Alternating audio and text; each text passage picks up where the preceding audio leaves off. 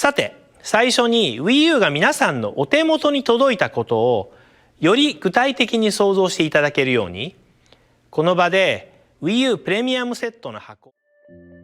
Este mes se cumplen 6 años de la muerte de Satoru Iwata, antiguo CEO y desarrollador de Nintendo. Iwata representa una de las mejores épocas de Nintendo y una revolución de la compañía, tanto interna como a sus fans. En este video quiero hablar un poco del legado de Iwata, no solo en Nintendo, también en la industria en general. Este video es un tributo para una leyenda, un hombre que significó innovación y revolución en la industria. Un hombre que a pesar de las dificultades siguió luchando hasta el final y que hizo sacrificios para que la compañía siguiera adelante. El hombre que me enseñó que lo más importante en lo que sea a lo que te quieras dedicar es la pasión. Esta es la historia de Satoru Iwata. Satoru Iwata nació un 6 de diciembre de 1959 en la ciudad de Sapporo, capital de la isla Hokkaido en Japón. Su padre, Hiroshi Iwata, era el alcalde de la ciudad. Durante sus primeros años escolares, Satoru demostró tener aptitudes de liderazgo, además de una fascinación hacia las computadoras. Fue en el año de 1974 que Iwata, con el dinero que consiguió con un trabajo de medio tiempo y la ayuda de su padre, compró una calculadora HP 65, una calculadora programable, y a partir de 1975 comenzó a programar sus primeros juegos como Volleyball y Missile Attack. En 1978, Satoru consiguió un Commodore PET, una de esas calculadoras gigantes de escritorio, que fue producida en 1977. Iwata la desarmó y estudió el funcionamiento interno de la misma, y se interesó en el microprocesador MO6502. Nintendo usaría este mismo procesador para la NES y el Famicom, debido a su capacidad de 8 bits. Ese mismo año fue aceptado en el Instituto Tecnológico de Tokio, donde decidió especializarse en ciencias de la computación. Tomohiko Uematsu, su profesor de programación, siempre destacó el dominio que Iwata tenía para desarrollar software. Durante sus años universitarios, Iwata hizo prácticas en la división japonesa de la empresa Commodore.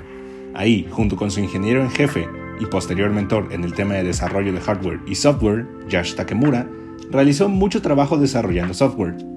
Iwata amaba hacer estas prácticas aunque no fueran remuneradas, pues le fascinaba estar en el medio de las computadoras y aprender el funcionamiento y desarrollo de las mismas. Junto con un grupo de amigos, Iwata vivió en un departamento en una zona de Tokio llamada Akihabara. Este pequeño grupo de amigos formaron un club donde se dedicaban a crear y codificar juegos. Pronto se hicieron populares en la zona, y otros compañeros de Iwata se referían a este club como la central de juegos de Iwata. El joven Satoru empezó a hacer demostraciones de los juegos que creaba en una pequeña tienda de informática en el centro comercial Seibu, y en 1980 un grupo de empleados de un pequeño estudio de videojuegos llamado HAL Laboratory vieron el potencial de Iwata y lo invitaron a formar parte del estudio.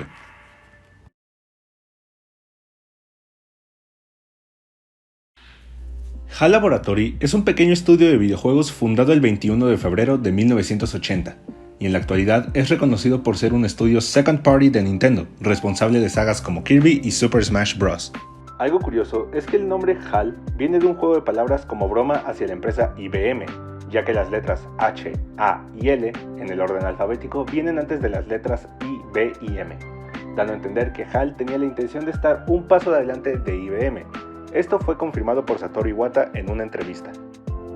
En 1980, Iwata tomó un trabajo de medio tiempo como programador en el estudio, y fue hasta 1982, después de graduarse, que comenzó a trabajar tiempo completo, siendo el único programador del pequeño estudio que contaba con 5 empleados. A pesar de que Satoru estaba enamorado de su empleo, su padre lo veía de otra forma, y llegó al extremo de no dirigirle la palabra a su hijo durante los primeros 6 meses en HAL Laboratory.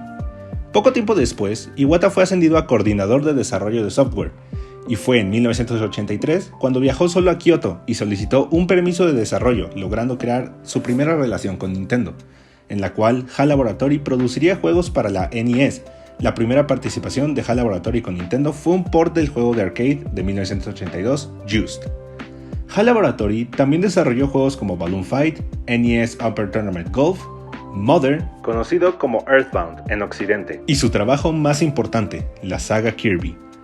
El compromiso de Iwata hacia HAL Laboratory era tal que se dedicaba a trabajar en fines de semana e incluso en días festivos. Esto llamó la atención del entonces presidente de Nintendo, Hiroshi Yamauchi, y en una época de dificultad económica para HAL Laboratory, ayudó a que Satoru Iwata se convirtiera en presidente del estudio. Con una deuda de 1.500 millones de yenes, Iwata logró, con mucho esfuerzo, estabilizar las finanzas del estudio durante 6 años más, y aunque Iwata no tenía experiencia en administración de empresas, se dedicó a leer y a estudiar sobre el tema, además de pedir consejo de otros empresarios. Aunque Iwata no trabajaba de forma directa con Nintendo, se involucró en el desarrollo de Pokémon Oro y Plata, ya que desarrolló una tecnología de compresión de gráficos para dichos juegos. También ayudó en la programación de Pokémon Stadium para Nintendo 64, encargándose de programar el sistema de combate basándose en el código de Pokémon Rojo y Azul, cosa que hizo en una semana. Según Tsunekatsu Ishihara, presidente de The Pokémon Company, Satoru Iwata fue parte fundamental del desarrollo de las versiones occidentales de Pokémon.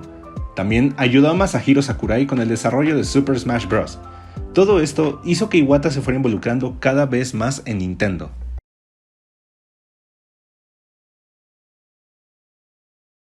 Iwata fue ascendido a jefe de la división de planificación corporativa de Nintendo en el año 2000, llegando a ser parte del consejo ejecutivo de la empresa. Uno de sus aportes más importantes a Nintendo fue que logró reducir los precios y tiempos de desarrollo de los juegos, sin afectar la calidad de los mismos. Este cambio hizo que los beneficios de la compañía aumentaran hasta un 41%. En 2002, Hiroshi Yamauchi, quien llevaba siendo presidente de Nintendo desde 1949, se había retirado, y su sucesor fue nada más y nada menos que Satoru Iwata, quien pasó a ser CEO de Nintendo, el cuarto presidente de la compañía y el primero en no formar parte de la familia Yamauchi. Yamauchi se fue dejándole a Iwata una última petición, y citando al señor Yamauchi, que Nintendo cree ideas completamente nuevas, hardware que representara estas ideas y software que cumpliera con ese estándar. Esta filosofía se pudo ver en muchas de las cosas que Nintendo lanzó al mercado tiempo después. Una vez más, Iwata ascendió a un puesto importante en un momento difícil. El GameCube perdía terreno ante el PlayStation 2 de Sony y el Xbox de Microsoft, aparte de enfrentarse al auge del juego en línea, un terreno que Nintendo no había pisado para nada. No nos negamos a la idea de entrar en el campo de juego en línea, solo estamos siendo prácticos, fue lo que dijo Iwata respecto a la visión del juego en línea de Nintendo. Una de sus principales acciones como presidente de la compañía fue mejorar la comunicación interna de la compañía, pues en épocas de Yamauchi la comunicación se limitaba a un discurso anual y ya. Iwata fomentó un ambiente de constante retroalimentación. Fue a partir del año 2002 que Iwata haría lo que la compañía tomara el curso que lo ha llevado a lo que es hoy en día. Nintendo ya no competiría por ser la consola con mayor potencia gráfica, sino que se concentraría en traer ideas frescas e innovadoras al público. Una nueva era en Nintendo había comenzado, solo dependería del tiempo saber si esta decisión de innovar y no competir era la correcta.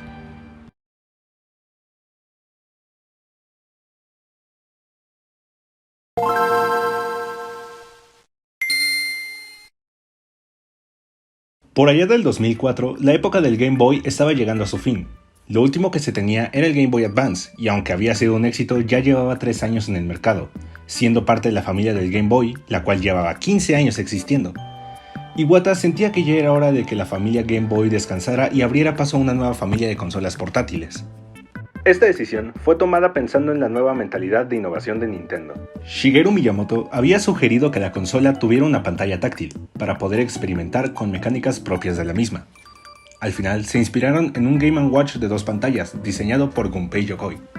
La pantalla superior sería una pantalla tradicional, y la pantalla inferior era táctil, y servía para ofrecer juegos y mecánicas que requirieran el uso de esa función. La consola fue bautizada como Nintendo Dual Screen, y abreviando Nintendo DS.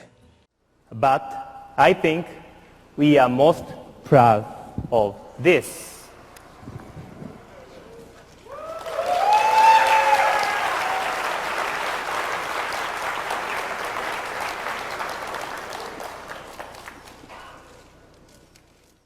La consola fue lanzada en 2004 y se convirtió en un rotundo éxito. El catálogo de juegos era muy extenso, incluyendo juegos más tradicionales como Super Mario y otras varias franquicias ya existentes, que, aunque no la necesitaban, supieron implementar la pantalla táctil. Y la otra gama de juegos fue una que se dejó llevar por la función de la pantalla táctil, e hicieron que todo el gameplay dependiera de dicha función. Juegos de destreza mental, juegos de puzzles, hubo una extensa cantidad de juegos que supieron aprovechar de la mejor manera la pantalla táctil. La Nintendo DS recibió 3 rediseños. La Nintendo DS Lite, que simplemente era una versión más pequeña y ligera del modelo original, la Nintendo DSi, que incluía una pequeña cámara para tomar foto y video, además de ser compatible con conexión a internet y descarga de contenido digital, y finalmente la DSi XL, que básicamente era una versión más grande de la DSi. Ese mismo año Sony lanzó el PlayStation Portable, mejor conocido como PSP, y aunque amenazaba con quitarle el terreno de las consolas portátiles a Nintendo, solo vendió 82 millones de unidades, en contra de los 154 millones que vendió el Nintendo DS.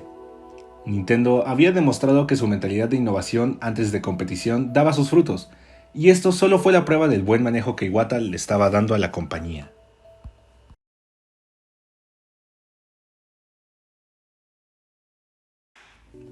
Los juegos deben ser una sola cosa: diversión, diversión para todos.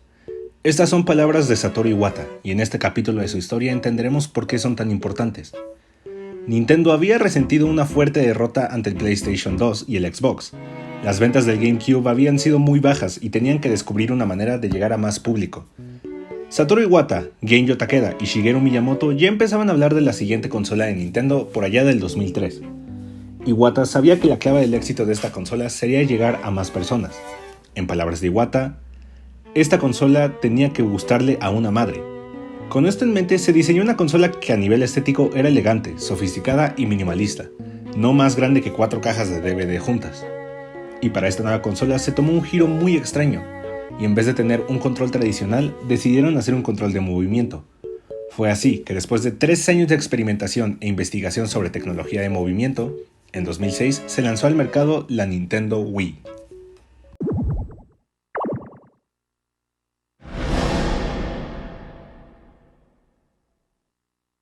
El Nintendo Wii fue un rotundo éxito.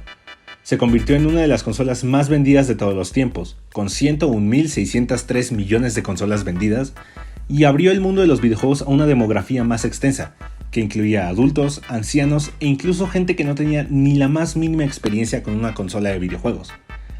En cuanto a los juegos, la Wii tuvo uno de los mejores catálogos con juegos como Super Mario Galaxy, The Legend of Zelda Skyward Sword, Super Smash Bros. Brawl, Mario Strikers, etc. Una era de prosperidad llegó a Nintendo. La mentalidad de innovación había logrado que Nintendo se levantara victoriosa de una dura caída en la generación pasada. Pero no todo sería miel sobre hojuelas. Esto solo era la calma antes de la tormenta. Tiempos oscuros se acercaban a Nintendo, y una de las pruebas más grandes de Satoru Iwata venía en camino.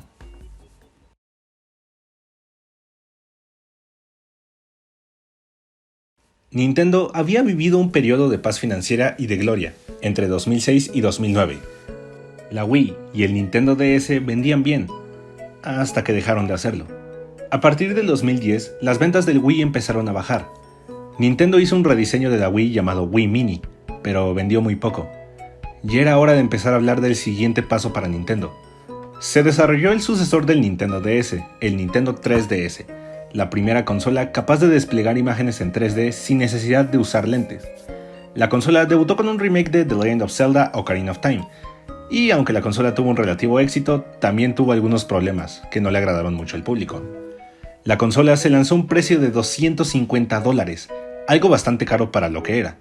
Nintendo vio el descontento en los fans y también que la consola empezaba a vender poco, debido a su precio elevado. Así que, en una decisión bastante sabia, Iwata hizo que el precio de la consola bajara de $250 a $170. Esto aumentó las ventas, pero aún quedaba un descontento. ¿Qué pasaría con aquellos que compraron la consola a $250 en su lanzamiento? Para estas personas se les ofreció el programa de embajadores de Nintendo 3DS, que les ofrecía de forma gratuita 10 ports de juegos de Game Boy Advance para la consola. Nintendo logró dominar el mercado de las consolas portátiles gracias a que Sony había fracasado con el PlayStation Vita. Ahora se tenía que hablar de la siguiente consola de sobremesa. En 2011 se reveló al público el Wii U, pero no tuvo la recepción esperada. La gente pensaba que era el Gamepad un accesorio para el Wii original. El público estaba confundido y no tenían mucha información sobre qué era la Wii U. Más adelante se reveló más información, y la consola salió a la venta en 2012. Pero no fue el éxito que esperaban. No hubo miles de millones de ventas. Tiempos oscuros llegarían a Nintendo, pero Iwata supo cómo enfrentarlos. Ante la enorme pérdida financiera que Nintendo sufría debido a las bajas ventas del Wii U, Iwata, el presidente de Nintendo, decidió reducir su salario para reducir las pérdidas. Esto impulsó a otros ejecutivos a hacer lo mismo. Iwata sabía que la comunicación hacia el público era muy importante y que el formato tradicional de conferencia en vivo durante los E3 no sería suficiente. El cambio fue para bien. Los Nintendo Digital Event y los Nintendo Direct empezaron a salir durante las E3 de años posteriores.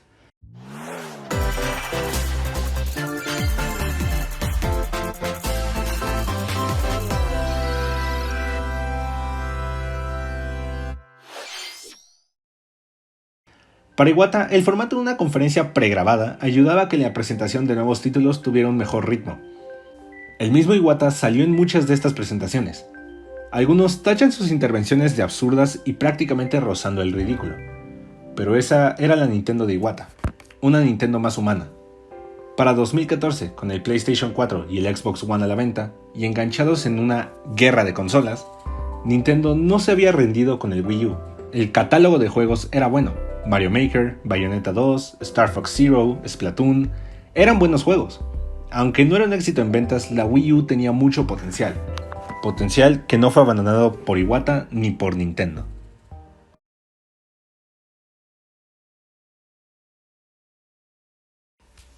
El 5 de junio de 2014 se anunció que Satoru Iwata no aparecería en la E3 de 2014, debido a una cirugía para remover un tumor en la vía biliar. Después de unos meses de recuperación, el 5 de noviembre Iwata volvió al ojo público, aunque no se veía bien. Había perdido demasiado peso y se veía notablemente más delgado. En palabras de muchos, se veía demacrado y pálido. Iwata aseguraba que su pérdida de peso lo hacía sentir más saludable, y siguió la corriente a tal grado de que actualizó su Mi para que se viera más delgado como él. Iwata tuvo varias recaídas que le obligaron a posponer sus apariciones en eventos. Un 26 de junio de 2015 tuvo una recaída grave, y el 11 de julio de ese mismo año, Satoru Iwata falleció. Nintendo DS や Wii の生みの親でいらっしゃいます。Nintendo の El 13 de julio fue un día de luto para Nintendo. En sus oficinas las banderas se izaron a media asta, y no hubo ningún movimiento en redes sociales por parte de la misma. Entre el 16 y 17 de julio, en Kioto se llevó a cabo el funeral de Iwata, funeral al que asistieron 4,000 personas. Muchos rindieron su tributo. Reggie Fils-Aime, presidente de Nintendo of America, hizo un tributo para Iwata en la ceremonia de los Game Awards de ese año, refiriéndose a él como un hombre sin miedo. La industria estaba de luto. Una leyenda se había ido.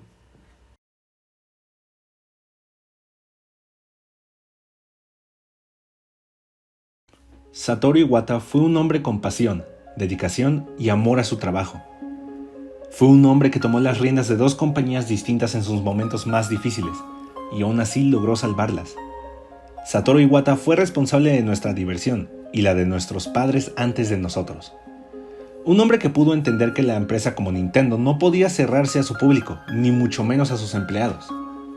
Nintendo ha perdido muchas cosas desde que Iwata falleció, y aunque no todo es malo, es obvio que parte de lo que fue Nintendo se fue con él.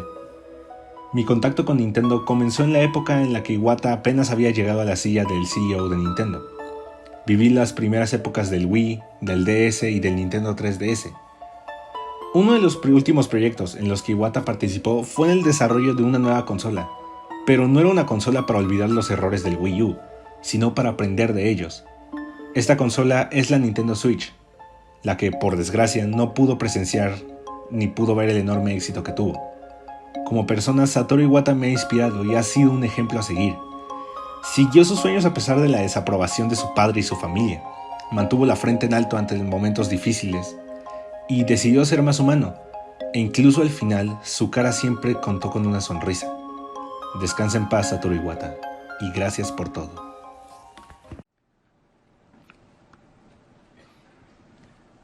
On my business card, I am a corporate president. In my mind, I am a game developer. But in my heart, I am a gamer.